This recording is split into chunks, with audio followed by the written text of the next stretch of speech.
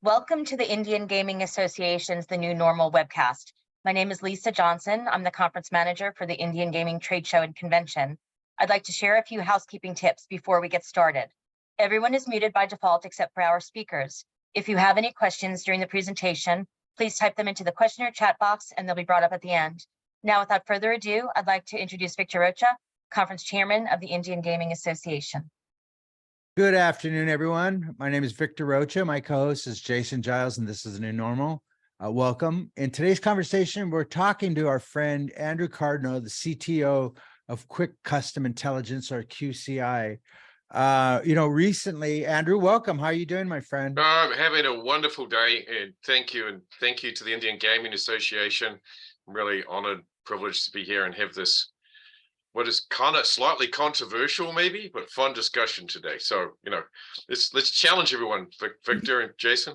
Yeah, well, it is controversial. So recently, I saw your press release. I think it was about 3 or 4 weeks ago, that you're appointing Jarvis, a generative AI rules engine, as the company's new COO, Chief Operating Officer.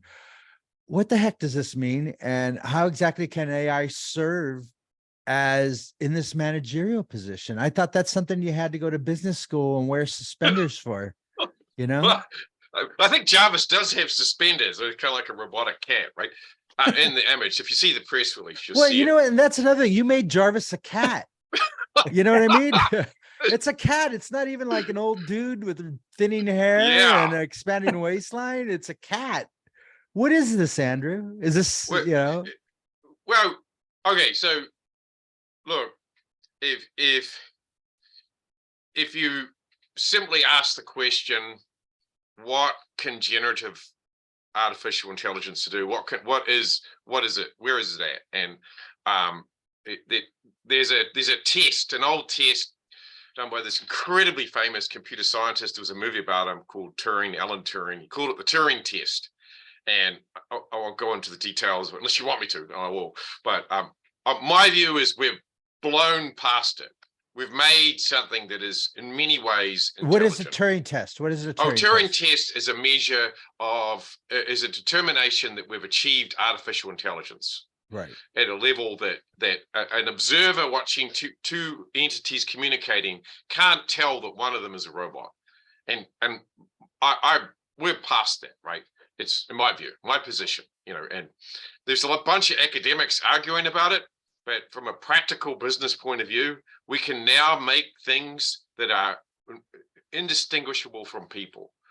And the question is, well, what skill level do they have? What can they do? And what are they really good at? And they're one of the first characteristics I'll describe them as is they're unexhaustible. They're never tired. They never do anything because they're in a bad mood or because they haven't had their coffee or something like that. They just always there. They're this ever-present, constant engine of activity, and they're very thoughtful. They can also talk to underlying systems and do things. So at QCI, I was talking with my business partner, Dr. Thomas, and we're like, we've got all these great executives, great people doing great work. We need coordination. We need someone to read all the emails and figure out what's going on and set tasks and organize projects and do a whole bunch of really thinking. Like a lot of thought goes into this to organize everything. We've installed 50 tribal resorts in the last year, right? So just incredible amount of volume of work that's going on. And so I said, I think we can do this with AGI. Ralph was like, actually, Ralph might have even said it first. I never get it right. But so we did. And it's been incredibly empowering to the team. Like the team, in the past, we would have had to push everyone down and eject a middle tier layer, and now you've got this team that's just organized and doing things and active and communicate and knows everything that's going on. And it's at the point now where my business partner, Dr. Thomas, doesn't even read his emails. He has an artificial intelligent engine, reads all of his emails. It's mind-blowing. Can it parse his emails though? I had an ex-girlfriend like that. That used to do that too. Exactly. Yeah, And what? what's That the about the ex-girlfriend? difference? You know, What's the yeah, difference? quick Oh, abuse.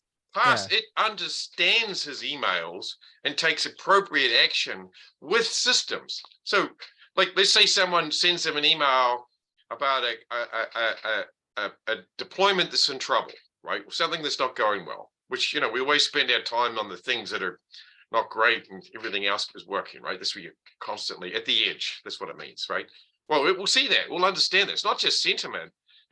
In the best way of thinking about it is it truly will understand what that email is talking about, and it will know, and it knows how to go to the back office system and say, hey, create a support ticket for this and escalate it to the highest level.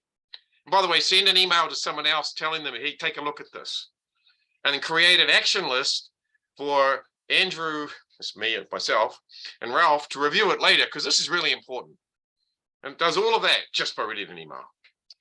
So when do you read your emails? Well, I haven't automated mine yet. I'm on overload, so I'm sitting here. I have to implement it. But it makes common sense. You know what I mean? And I think that's a problem with one of the things that I've noticed with AI is you'll see these companies that say, listen, we have AI response, and it still takes a human a day to get back to it. You know what I mean? It's still the ones that are there, it's more degenerative AI, I think, that I'm working with.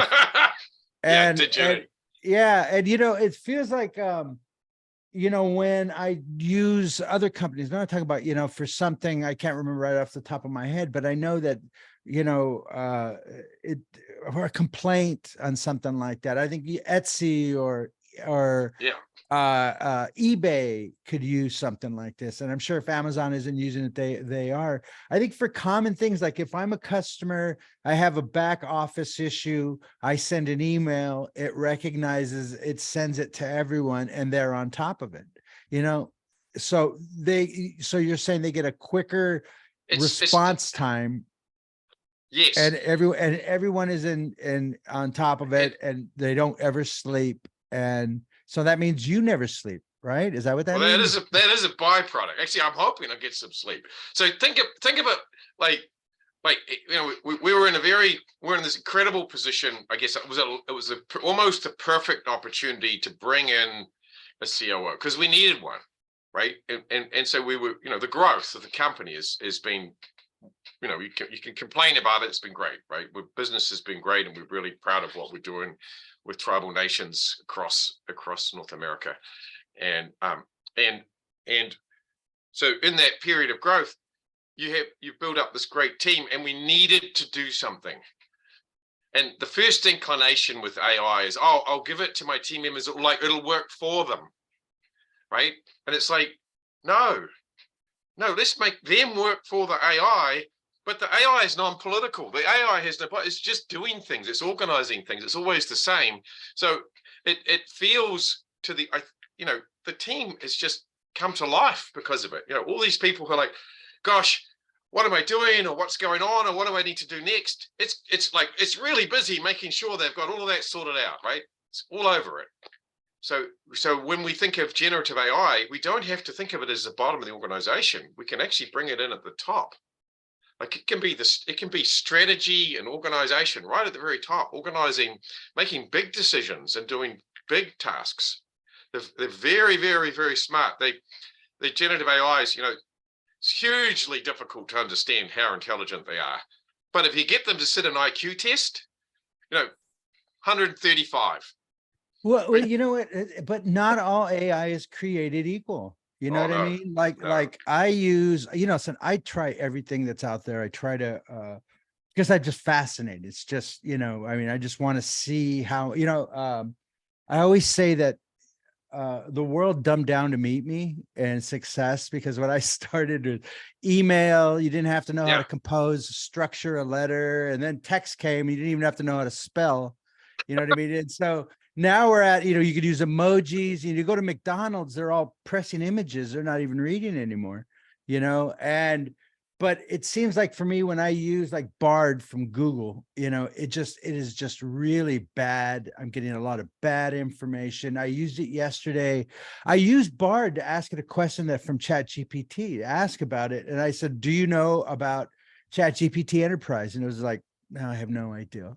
You know what I mean? So you're still, not all AI is created equal. Now, one of the things that I noticed about in your press release that was interesting is that AI does a lot, but it doesn't do everything. So what you put in your press release said Jarvis interfaces with 4 target operational systems. So you have it very narrow and very specific. What exactly are these systems, and what are we looking at here? Oh, support systems, project management systems, backlog for new features, software engineering, and tasks. I think. It is also a it is a system in itself for management of all information. So let's just sort of talk very big picture. So the challenge that we face with tribal nations is they are sovereign, and so when you think that through, I always like to think about my home country, New Zealand, and the likelihood of the New Zealand government hosting all of their critical systems in the friendly country of Australia, right? And there's a lot of rivalry, but that would never happen. So we don't want. We set up I call it a distributed cloud, right, where we can deploy in all these different sovereign nations and manage them centrally through monitoring of metadata about activity. Because what you don't want is, hey, pick up the phone, how's it going? You really want the system to be telling you without revealing any PII or any personal information or any data about performance. You want to be able to know what's happening and manage upgrades and manage things. We originally built that like over a year ago, and that was called Jarvis. That was actually the first version. And Jarvis, then we plugged in, on top of Jarvis, we plugged in, we built a product called Mosaic. And Mosaic runs a cluster of AI agents and cluster of processes, so it can chain together sequences of different activities and can do all sorts of different things. It's very dynamic. We programmed, and it is a programming, an AI programming language. So in that Mozart programming language, we programmed a layer on top of Jarvis. So Jarvis became an AGI engine using ChatGPT on the back end. Now, to your point, ChatGPT or OpenAI, the company, is worth a little bit of a what is it, right? They changed the world by doing something incredibly interesting. They got humans to build they got humans to teach the AI. And up until, and what other people are doing, they're trying to get machines to teach the machine. And it just turns out, and who knows who's going to win this race, but today the human teaching of AI is incredibly good. My experience with OpenAI is that it's just better than everything else, right? And they released, Victor, as you mentioned, the Enterprise Edition on Monday, which is incredible, right? Now, because it allows you to shield data and hide it and operate in an enclosed environment. Yeah, and what Andrew's announced on Monday, they announced a new program called Chat GPT Enterprise. That's right. And this is a AI specifically geared towards businesses to protect their information. It's not trained on your information. All your proprietary stuff is saved or not used, and so you can build a silo around it. This has compliance features, the data retention, and it's more focused on business, and more importantly, it's scalability too, which I think is a real big issue there. Because I think a lot of GPT-4, we're all like trying to do these incantations to figure out, to get the answers that we want. And, as someone who uses it all the time, I mean, it's absolutely phenomenal, but I could see the new enterprise is just great for business people who are worried, especially tribes are worried about your data and sharing it with the world. And the tribes are very, very conservative when it comes to stuff like that. So it seems like it's a move in the right direction. So I apologize. I just needed to get that in there. Go ahead, Andrew. No, I think I cut you off, Jason. So go, Jason. No, well, you said something that could be taken two different ways when you said Oh, it was today. the race is on, and I don't know who's going to win. Now, I assume you're talking about the various companies that are engaged in AI, but I kind of take it as who's going to win, the humans or AI. Skynet. He's talking Skynet. Yeah, man. Skynet. Well, okay. I mean, because so, you're replacing COOs. This function, everything you just talked about, actually seems like what do you need a CFO for? I mean, it seems like it could do numbers even more efficiently and stay on top of numbers in real all time. those And like you numbers. so I said, like to think about it.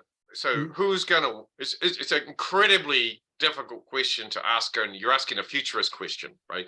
So let's sort of think about winners and losers, right? I am so glad I'm in the entertainment space, right? Like, I think it's a growth industry. I think AI is going to allow humans to have more time, and it's a great space to be in. The countries that shield themselves from this technology, and some are, right? Like like, just think about, ask the question, can you censor open AI? It's like, I don't know. I don't know how you would make it. You could censor it. So it causes all sorts of problems for countries who censor the internet. You can't censor open AI in a meaningful way, right? It's going to really very problematic for them. So this is, the winners are, and I think, United States is a winner. I think the entertainment industry is a winner.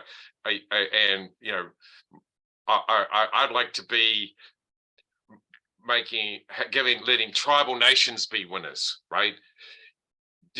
There's a question, Jason, right? Sort of a broad strategic question. We have a choice, right? You either use it or you don't, right? Now let's consider the choice. Okay, we're not going to use it. What will happen? Anyone that does is going to be 2, 3, maybe 10 times more productive than you. So you can't compete. So everything, and it's in every level of your organization. So yes, it can write marketing briefs. Yes, it can do financial analysis. Yes, it can come up with great strategies. Yes, it can be your co-pilot and your friend, right, and partner, right?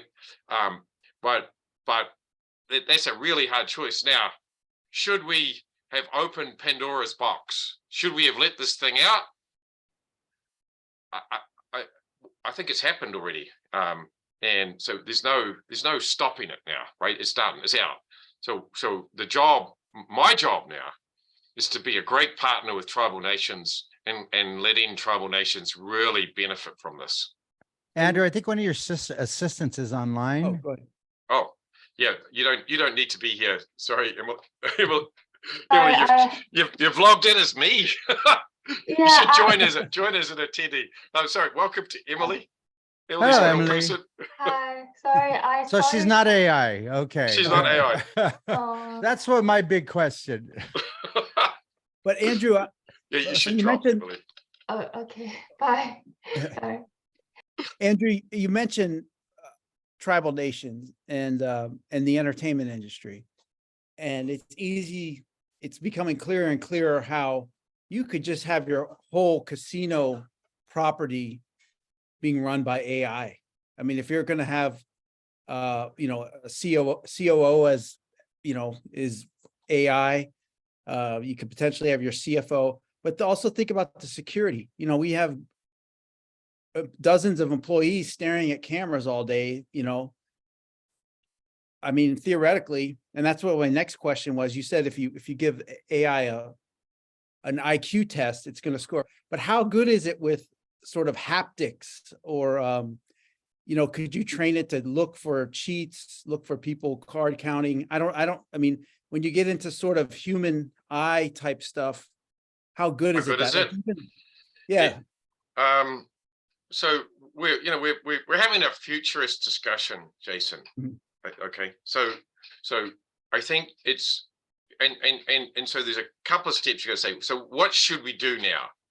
We need to start moving, right? If we miss this boat, we will be left behind on the what I think is the biggest tech change that's ever happened. Every organization, every tribal nation needs to stop for a day or two or a week and say, what is my AGI strategy? How am I going to do it? It changes everything, right? And then you know, to not do that is to not recognize that the biggest tech change that, in my view, has happened ever, which happened this year, we have to adopt it, right? Or we'll get left behind, and we don't want to be left behind. So then how do you do it? One step at a time, right? You know, get the organization familiar with it, learn about it, you know, put it into different areas, move through different, think about it, implement different things, keep doing, you know, one step. You don't want to try and like at a tech company like QCI, we can turn on a dime, and we needed to. And for us, it was really good because we were able to not introduce another tier of management through the use of artificial intelligence. In an existing organization in a tribal nation, I think, you know, taking a number of steps and iterating as you move forward. Now, you ask some specific questions. Can AI watch security cameras? Absolutely, of course it can. Could it? I hadn't thought about it. You know, I'm sure it would spot card counters, right? Yeah, you know, I haven't tried, right? You know, I'm sure it could do that. Can it interact with humans? Could it be, you know, could it be your CFO? Absolutely. It could be providing financial analysis and doing all sorts of things your CFO does. Could it be your COO? Yeah, it probably could, right? You know, you can walk through your organization. Question is, how do you take one step at a time to get in there? And this is just take a big step back. This is an incredibly big change. Incredibly big change. There are all sorts of other things, Jason's, that are really interesting. Like, for example, it's really, really good at languages. Like, staggering. Like, who's building the training data set to teach AI, to build the specialization to teach AI all the tribal languages in North America? Because it could be fully fluent in all of them. Like, wow, right? That's it's staggering, right? I was on a call this morning with Barcelona, and we were conversing. We were doing analytics in Catalan, which I don't know if you've ever looked at Catalan, right? We were using a chat interface in Catalan, and I'd never done it. I was like, Catalan is, to my ear, I speak a little Spanish. I understand quite a lot, but I speak a little. I'm really not very good at speaking it, but I can understand it. And I could hear what they were saying in Catalan. It was pretty interesting. And when they wrote it down, I was like, wow, I don't read that at all. It was having a dialogue with them in Catalan about analytics on their gaming floor. It's crazy. So, right? so Jarvis was part of this conversation. Is what you're saying. Jarvis, no, our tool also. Oh, so we have AGI inside QCI as well.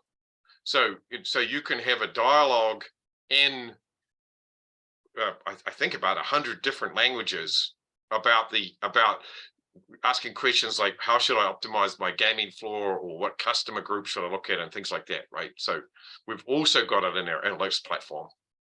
Well, you know, and we're talking about also internal and external, you know what I mean? I think for tribes, I think for at the very top level, you know, I think for having customer service, and I think of all the here in Southern California and the Asian markets. Yesterday, I walked my casino with a friend of mine. His fiance is Korean, and she was commenting on the fact that there was, like, we went to the noodle house and there was Vietnamese and there was Thai and there was Chinese and there was, you know, and all these languages on the menu. And so someone like Pachanga, which communicates with a lot of nationalities, I think that would just be so much easier to have that type of interface for your red card customers who don't speak English and are more comfortable in their native language. It just seems like such a no-brainer for that customer interaction type of stuff.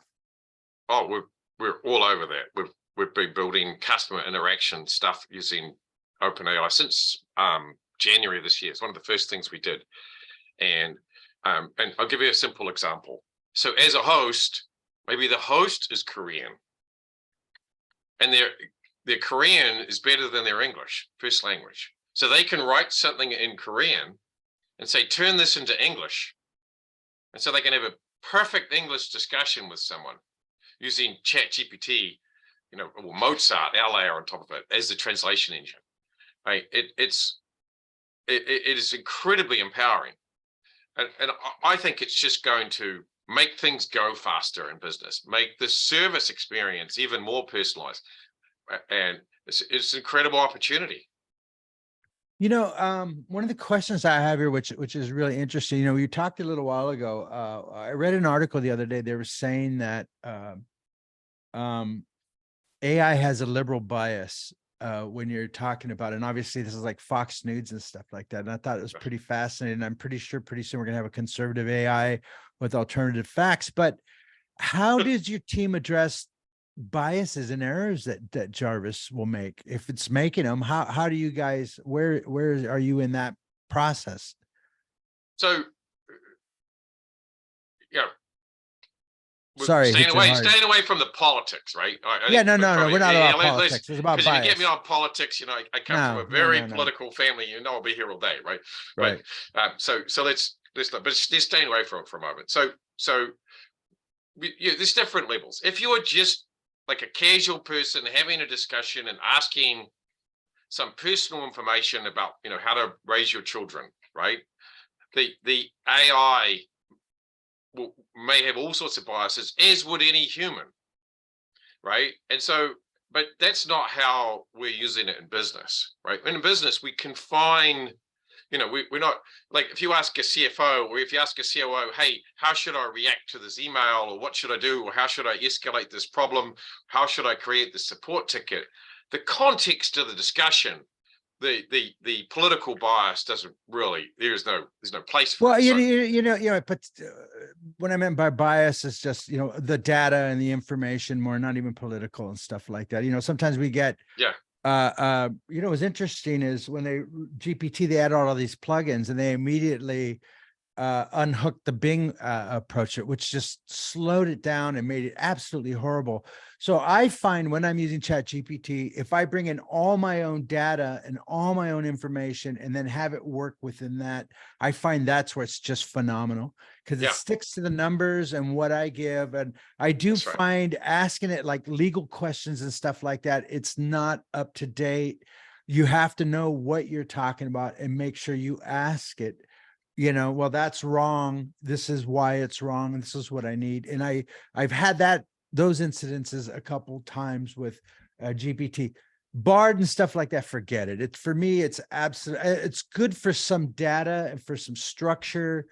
But if I want, you're not going to really get the kind of information that you get from GPT for really strong content. You know what I mean? That you can put, but I find if I use my own data, my own framework within it, then I get phenomenal responses. If I ask it, then what they call hallucinations, then sometimes you have that problem getting information. But it's just incredible. So, so you're saying it's walled in, you have, this is where all your answers are within this, right? Yeah. And then, that's one of the things that they're saying with the new GPT Enterprise is that's the main thing, is keeping it within that, world of information and not unnecessary stuff that's going to get you those hallucinations for your answers and stuff like that. You have a question, Jason? Yeah. Well, Andrew, I know that you can only keep the politics out of it for so long. And I'll point you to, well, no, because coming up, I believe it's this month, might be next month, but Senator Schumer, the majority leader of the Senate, is having an AI conference with Elon Musk and Zuckerberg. I guess they're going to do that instead of a cage fight. So, but now it's announced today that he's inviting, civil rights leaders to it, labor union leaders to it. He's bringing in politics, and you mentioned, if you're a dictatorship, let's just, China, North Korea, maybe even Russia tries to control this, it's regardless of how you want to cut it, it's going to end up in politics. And really I'm with you. I don't know how you slow it down, and I think you've got to let it run. But but there is a concern. I mean, look at the Hollywood strike. It's largely over AI issues. And and you're starting to see that in the auto industry as these cars become more self-driving. And you know, at some point they might be able to put themselves together, for God's sakes. So, you know, Oh, I think there's large, yeah. the point being, and that's why I brought up, you know, tribes employ a lot of people for security. You can just start to see segments of the labor market going away. And maybe that's, to your point, we'll have more free time, but they still got to make a living somehow. But you know, I mean, Yeah. look at the coin changers that used to be on the casino Right. floor. You know what I mean? You have to go to Verona where they still have them, or they had them, and it's really quite amazing. The people with the money and, you know, that personal interaction, and, you know, they do it because it's another contact point with the customer. And, you know, for a certain demographic, it's nostalgic. I guess they serve milk in big glass containers and leave them at your doorstep too. You know, so for some people it's nostalgia, but Andrew, what are it's you gonna create hearing? more You know, jobs. Go ahead. but at Yeah. QCI, what are they saying? I mean, you don't want to have social upheaval and you end up with a French Revolution on your hand and you're smashing every computer in the street because, you know, people Well, are.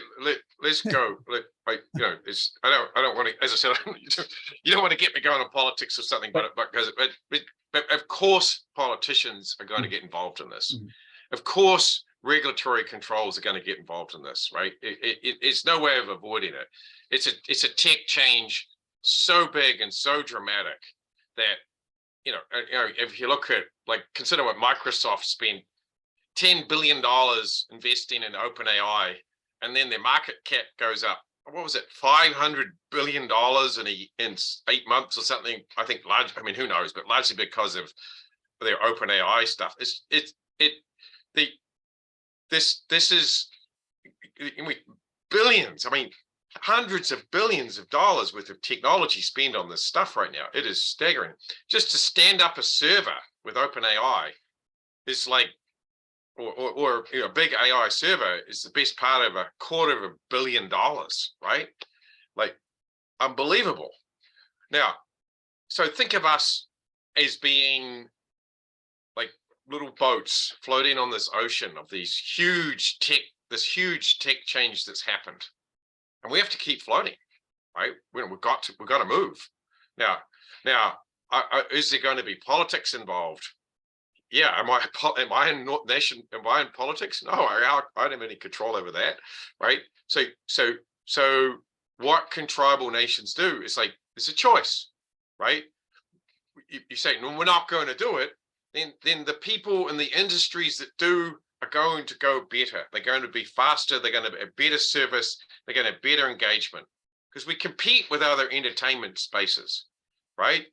So it's like, I was listening to Sam Altman, who's the COO, I think, or he's an OpenAI. He's one of the Yeah, I think he's big the CEO. CEO of a really interesting guy to study what his thoughts are. And he said, look, we didn't want to wait. We realized what we had. We didn't want to wait. We wanted to come out early so people had a chance to adapt, because we saw what it was going to do. I think that's reasonable, right? I think that's the right approach. Now, so Jason, yes, there's all these forces that are largely, I mean, we could say, oh, maybe some other people apart from me are going to be able to control them, but the barn door is open. This horse is bolted. I don't know if there is, of course, a choice. Organizations, industries that don't adapt it are going to fall behind. Right. And the writers' union is an incredibly good example. I don't have an answer for this. I don't know what's going to happen. Right. It's like, gosh, this is terrible. These writers are, AI is incredibly good at writing and helping them and producing material. Right. What's going to happen? I don't know. But that's the same for every industry. Everywhere you go, you're going to see this impact of this technology, and I think, we have little choice but move or be left behind. So Victor, I mean, I don't think we're far too many years down the line of having a tribal gaming commission, and it's 6 servers in a room just monitoring the whole country, making No. sure the SARs Wow. are processed. And What about the expense accounts? What are we going to do with those? You know what I Yeah. mean? Does Right. you know, Well- you're absolutely right, because it is smart enough to do these tasks that you rely and human error well, and could it be can a work big issue. But you know, 24/7. I think for Yeah. tribes, you know, you learn is that you're going to create other opportunities. You know what I mean? The monotonous, the rote is going to be taken care of. You know, and you're allowed to be more creative. And I think what Andrew's talking about, he mentioned it earlier, is, you know, it's really going to create more free time for people. People are having a hard time. The whole philosophical question behind work and all that stuff, that has to be answered soon. You know what I mean? I thought the thing that killed me about all this when this first came out, they had a list of jobs you don't have to worry about being replaced by AI. And it was like, you know, replacing windshields, garden, carpenter, you know what I mean? The ones like musicians like me have a problem is if you're in creating modern pop music, you're going to have a problem. You know, they have a music AI that I went and I told it to create me a hip hop track with a specific type of drums. I forget what I want. And it came back and it sounded just like the stuff I hear on TikTok. You know what I mean? And for Wow. me, it's a kernel of an idea. And as a musician and an artist, you use it. And on a real sidebar, the other day, a couple weeks ago, I was having a conversation with my friend who's a television director and another friend who's an artist, a very well-established artist. And we were talking about artificial intelligence, and the conversation, you know, and I was like, I'm into it. Here's what I'm doing. I use Midjourney. I use all this stuff. And with the artist, he wanted to know how, for him, he wasn't threatened. He was like, this helps me with ideas. And that's where I love it, is the ideation part of this. It's incredible for ideas. And, you know, you can ask it for 10, 15, 20, 30 ideas, and maybe you use 2, you know what I mean? But that's 2 you didn't have before, or maybe you were there anyhow. So, you know, it's this tool that's going to make you more powerful, more robust, better at your job, you know, and I think it's going to elevate a lot of people. And I think it's going to create better businesses with better efficiencies, but it will create other jobs. You know what I mean? There will be other opportunities, but I think the rote and the monotony is going to be the first thing that gets out. I'll give you an example. I was talking to a friend of mine who runs I think it's $1 billion software company, and he said, you know, how do I bring AI in? And I was like, well, I said, who are you asking? He says, oh, I'm asking my development team. I said, well, you're going to need creative writers. He's like, what? Like creative writers can? And I'm like, yeah, because creative writers think about the structure of the communication and the languages and the nuances of it. They're so careful about that. Right. They do incredible. You said prompting is sort of incredible prompting. So it's like, who would have thought that? Who would have thought that creative writing is now a part of a software engineering capability? Like, so that's a change. And Jason, we've been through, you know, humans have been through many eras of, you know, we were agrarian, we were, you know, we all these different eras of how our economies worked. And this is a big one. This is a big shift. Sam Altman, when asked what's he most worried about, he says jobs, and you know, that's his view. I think he is certainly. I think there's a certainty that I think my biggest concern is the speed that this is happening, the change, right? The capabilities are staggering. That it all happens so quickly. It's like where did this come from, right? A year ago, if I said to you a year ago, Google search is going to have something that I personally can't be bothered using anymore because I've got something much better. Like a year ago, Google search was unassailable. Today, I'm like, ChatGPT I'm doing it for so much stuff. It's incredible. And Bing search and that, you know, Bing dial chat, like the chat search. I joke, search is the biggest software industry in the world, and it's being replaced by chat. Can you imagine how they're feeling at Google right now? Yeah, they're freaky. You know, Andrew, so when you go into a tribal casino, what are they asking for you right now? When they bring a QCI, what are they asking for you? There's a lot of excitement. I think people want to take steps, and when they see real things they can really do, how it can really help them. So I say, what chat? One of the things that OpenAI does, or that large language models do, or generative AI, is it democratizes computational skills. And so let's just reflect on that for a moment. So you probably know somebody who's really, really good at Excel, right? You may know somebody who's really good at Python programming and can write machine learning stuff. These are skills that take years and years to refine. And you would go to that person and say, hey, help me with this spreadsheet, or help me with this model, or something like that, right? That was the world last year. Now everybody can have an agent that has that level of skill and can dialogue with them. And help me do some analysis. Tell me about this. What should I be looking at? You can have these very human interactions. And so when we talk to a tribal nation, we say, when it comes to gaming analysis, have a dialogue. Hey, what's going on my gaming floor? What should I be looking at? What machines should I be replacing, right? These sorts of questions. Now you're having a dialogue with something that's got access to all of the underlying data and is able to really help figure out what you're talking about. So you don't have to have that computational background in order to get a results here. So you sort of have the business question in mind, you have a chat, and then you have a results here. Hey, I'm looking for some people who are like this. What do you think? Oh, you should do this. How about this query? What do you think of these people? Oh, okay, great, right? So the response has been just incredible, right? Because it's empowering to executives, it's empowering to operators.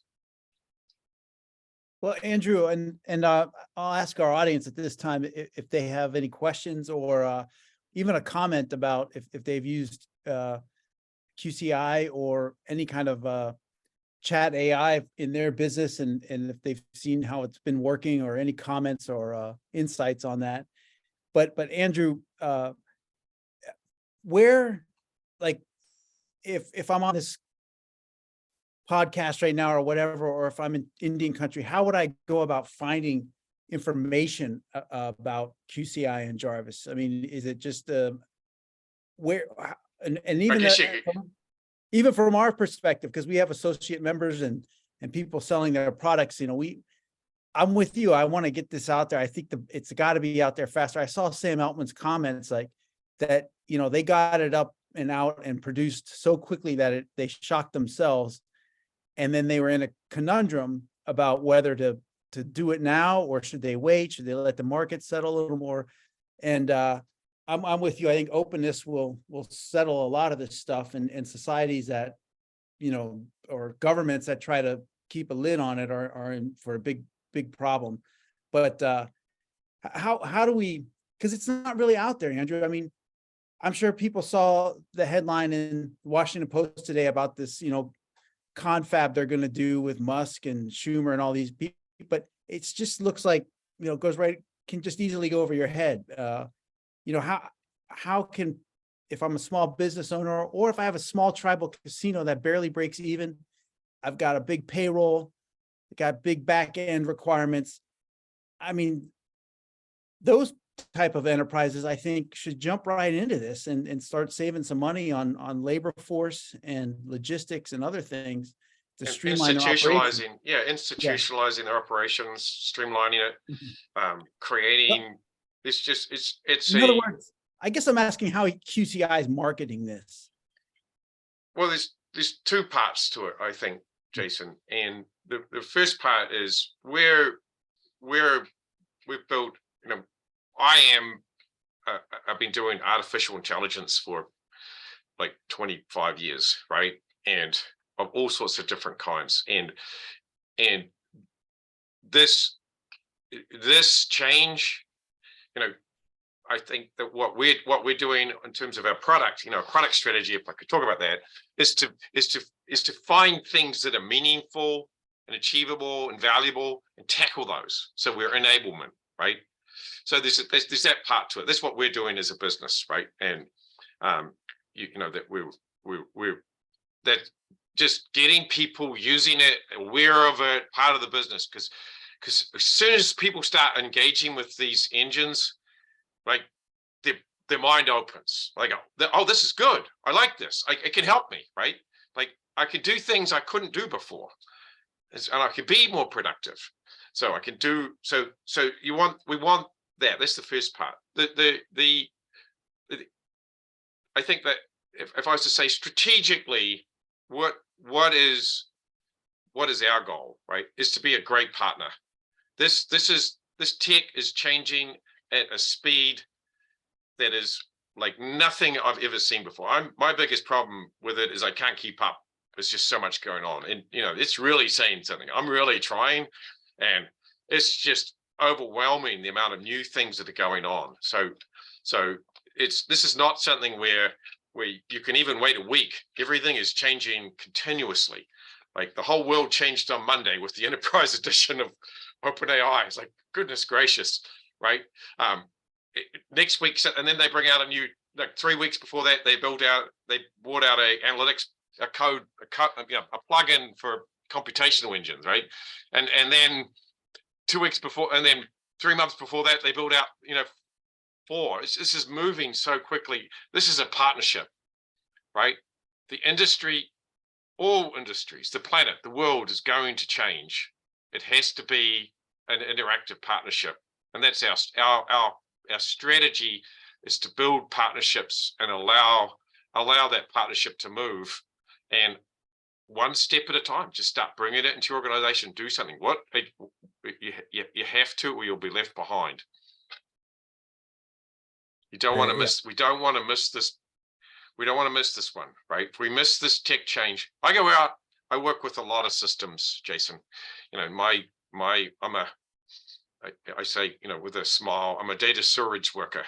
It's the messy plumbing that makes your whole building work. Without storage, you got nothing, right? Well, it's the same with data. It's messy and it's hard, and it really is. And a lot of the systems I deal with are very old. Our industry is full of them.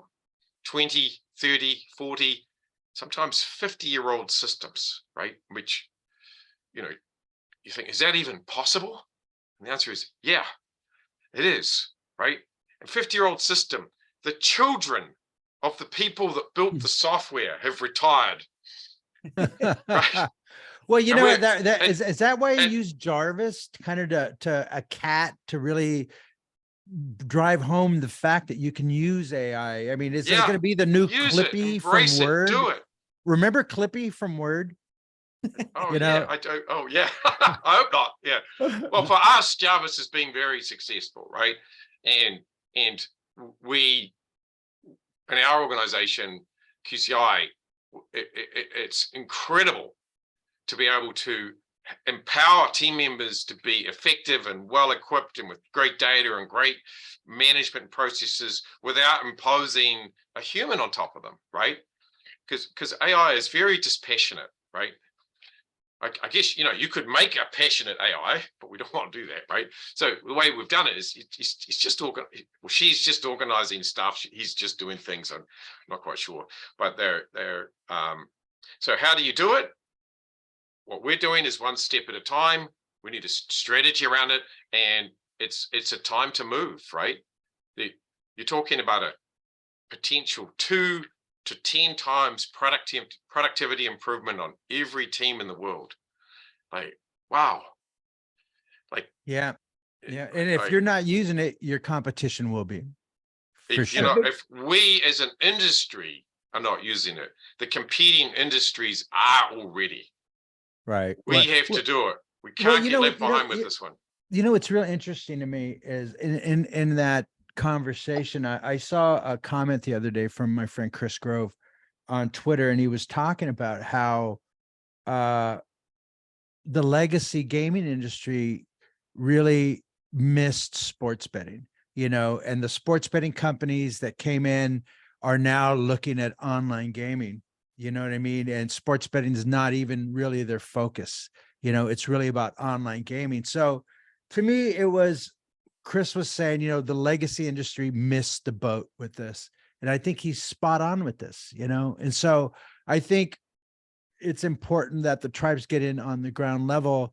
You know, we have a question, Gary Green, and he says, you know, you're right about the creative writers and stuff like that. And, you know, Gary, I was talking to my friend who's a television director, and we were talking about AI and stuff like that. And I told him, you know, the people, the creatives are not gonna have a problem. Creative is always going to be creative. I think it's stuff it can do. It's facsimile. Even like the music that I created, it was good. It was close, but it wasn't there. But I do think writers like that write, you know, like Hallmark movies, you know what I mean? Very formulaic, very formulaic. Those guys are in trouble. You know what I mean? Because I think you can churn out a Hallmark script, you know, girl goes back home, meets the boyfriend who didn't leave the city. They fall in love. It's Christmas, blah, blah, blah. They get married on New Year's. It's very formulaic. They go again and again and again. I know this because my wife watches them. When I walk through the house. I have no idea. Yeah. So my point is the very formulaic stuff is going to have a problem. You know, if it's formulaic, TV loves formula. That's what they're fighting on, a big part of it. You know, the creative stuff, and, you know, it's not going to write a Yeats. It's not going to write a Coppola. You know what I mean? But it'll have a facsimile that's similar, you know? So I think you need to get it. And one of the other things that Gary talks about, which I think is really kind of interesting, is he talks about prompts, which I think is really fascinating. And there's a lot of black magic in that right now. And I think it's funny, but as AI gets smarter, you don't have to prompt as vigorously. Now I see that with the Mid-Journey and some of these image AI ones, but then, you know, you kind of want, you know, the wind to be blowing, but some of these things are, one of my favorite things is just reading other people's prompts. I love to see how people are dealing with information. And that's just seems this pastime that I picked up. I love reading prompts to how people are using it to find an incantation. I use the word incantation all the time because that's what some of them remind me. They're just absolutely ridiculous. You know, Mid-Journey did come with a thing to where they can analyze your prompt and say what isn't useful, what isn't helping. You know, you can say the wind blowing like on the moors of England, and they're like, yeah, that's not really going to do anything, which I think is really helpful to training us how to use prompts and how to get the best use of them. Because you have a creative writer and he's writing a paragraph thing with something that you can just do in a sentence.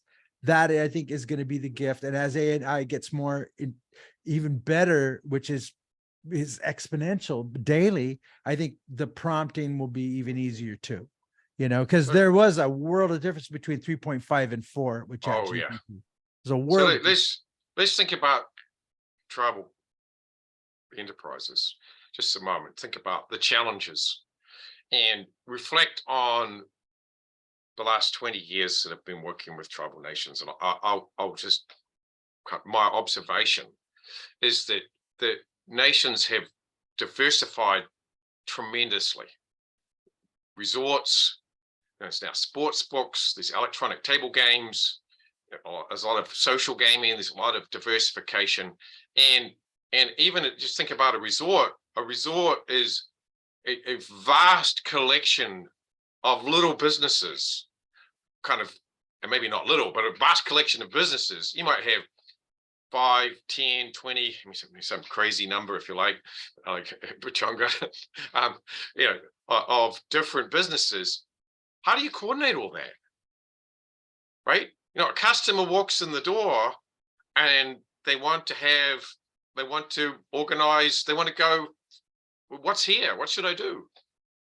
Like, gosh, AGI is perfect for what is happening to what has happened and what I think will continue to happen, which is continued diversification of the entertainment offering.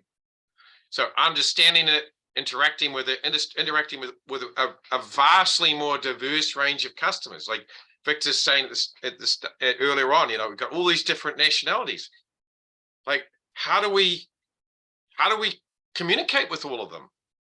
We need to speak 6 languages, have understand 20 different restaurant menus, understand all the different hotel options, like 20 different gaming machine manufacturers, 4 new ETGs you've just got, whether the cable games are open, how the valet works, where to park my car, whether you get in a sports book, and so you're walking around a casino and you walk up to the guy that's cleaning the slots and you say, hey, where's the bathroom? And actually normally they know, right?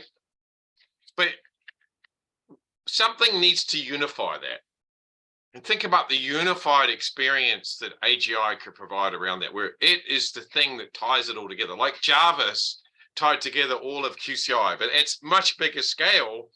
Now, a tribal nation can tie their business together and have a meaningful discussion with any customer, one-on-one. Like brand it, can be, be your tribal spokesperson, right? As a AI for the business, not, or could also be tribal, but, like within the business itself, you can have a spokesperson that's branded and talking for the business, that understands it, and can really have a really meaningful dialogue with any customer about, hey, this is what's going on. What special offers are there? What events are there? How do I, where should I go? What should I experience? This is what I did last time. What would you recommend? All of these kinds of human dialogues, you can now offer to all of your customers. Yeah. And, I think, as I'm sitting there thinking, I think one of the things that it does do is it, when tribal gaming, I mean, I'm old enough to remember, is that, a big part of the push in the gaming, you talk about creating jobs. The big part is the casino comes in and it creates living wage jobs and stuff like that. And that's been a big issue. I think what it does, it doesn't necessarily displace people, but it creates opportunities for more jobs. And I think, nothing takes the place of the human contact, especially when you're on the floor. When you're in a casino, it's a customer-based industry. You want to, it's a service-based industry. You want to have that human contact. One of the things that I love, and I mentioned the cash people that we used to have, but at Barona, for them, they saw it as an opportunity to have another contact point with the customer. You know what I mean? To get that personalized, from the valet to the person who opens your door to the person who gives you your change. And so for them, it was about creating a more personalized customer experience. And I think that's what AI can offer, to, instead of people being chained to the desk, you can free up some of them people and create more positions, more job opportunities to have better service, not just using AI and stuff, but it just seems like a real, no-brainer for me. Oh, and add that sports book, but as you do it, you can do it in an integrated way. We've never done that before. And I say that with tremendous knowledge about all the back-end systems. We bring in these new types of product and diversify the business, and all we're doing is we're trying to integrate. It's like, how do we integrate the customer digital experience? How do we allow our customers to integrate, to have a beautiful entertainment dialogue? We put in a movie theater, we put in a bowling alley, we do all these different businesses. Each one of them brings employment. The diversification grows employment tremendously. The opportunity for AI is that we can now have a very human interaction with a huge variety of different customers in a very personalized way. Well, that's an opportunity, I suppose. There you go. There's others as well. Well, Andrew, we're coming to the end of our time. This is fascinating, Andrew. And yeah, at Indian Gaming Association, we're going to keep working with companies like QCI, and we want to invite you to our events and have you out there speaking on this. I'm always honored. Thank you. Because and you're very well versed in tribal sovereignty and what tribal governments are there for and why they exist. And that's really what this is going to come down to, is making our reservations a better place for our tribal citizens. And I'm glad you guys are specifically thinking about how it can improve tribal governments and native nations. So thank you. Yeah, I really appreciate it. And make sure you Thank tell you. Jarvis we said hello. You know, we appreciate that. Again, you know, I thought, you know, it really does drive home the point that artificial intelligence is there as an assistant. I think the cat drives home that point. It's a little irrelevant, you know, a little it's light, fun. little light. Yeah, it's Yeah. fun. That's the word I'm looking for, fun, you know, because I'm all about fun. So, There hey, you listen, go. Andrew, thank you so much. We really Thank you, appreciate Andrew. Thank having this you. conversation. I'm And to the honored. guests, Thank you. every other viewers, thank you guys so much. Gary, thanks for the question. We appreciate it. We're going to be back next week. Our show's coming up in about 2 weeks, less than 2 weeks. And so we're going to be in Connecticut. So next week we'll have the chairman here and we'll be talking about our show. If we don't see you at mid-year, Andrew, hopefully we'll see you at G2E. I know we'll see you down the road. You're dear friends with us, so we appreciate it.